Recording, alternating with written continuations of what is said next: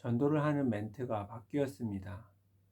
물론 자리에 앉아 계신 분께는 예수님을 믿으십니까? 로부터 시작해서 여러 가지 말씀들을 드릴 수 있죠. 하지만 순간적으로 지나치는 그런 분들께는 길게 이야기를 할 수가 없습니다. 그래서 예수님 믿고 행복하세요, 이렇게 말씀을 드렸었죠. 그런데 이제는 예수님이 살아계십니다로 바뀌었습니다.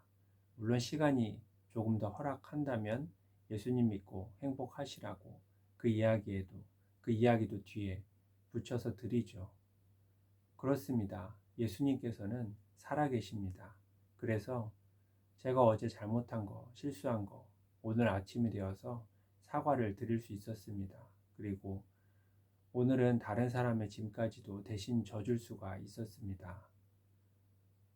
하지만 오늘도 역시나 제 힘으로는 도저히 어떻게 할 수가 없는 그런 무거운 문제들도 여전히 있었습니다. 예수님을 믿고 잘 지나왔죠. 오늘을 눈 떠서 시작할 수 있는 것도 주님의 은혜입니다. 그리고 오늘을 무사히 마칠 수 있는 것도 주님의 은혜입니다. 우리의 사명이 무엇일까요? 우리가 있어야 될 자리가 어디일까요? 우리는 거기에 대해서 오해를 하고 있을지도 모르겠습니다. 하나님과 친해지면, 하나님과 관계가 좋아지면 하나님께서 우리에게 사명을 주실까요? 그렇지 않습니다. 우리의 사명은 이미 주어져 있습니다. 하나님께서 우리를 계획하신 것, 그리고 우리에게 말씀을 주신 것, 그것이 바로 우리의 사명입니다. 우리는 하나님의 뜻대로, 하나님의 말씀대로 살면 되는 것입니다. 그리고 우리가 있어야 될 자리는 어디일까요? 가정일까요? 직장일까요? 아니면 또 다른 새로운 곳일까요? 그렇지 않습니다.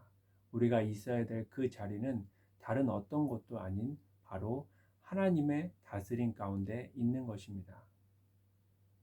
그러니까 우리는 사명과 있어야 될 자리에 대해서 그것을 찾으러 다닐 필요가 없고, 그것을 궁금해할 필요가 없고, 그것을 물을 필요가 없습니다.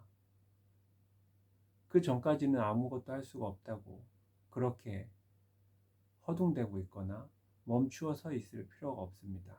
우리는 하나님을 믿고 하나님의 뜻과 말씀을 따라서 하나님의 다스림 가운데 거하면 되는 것입니다.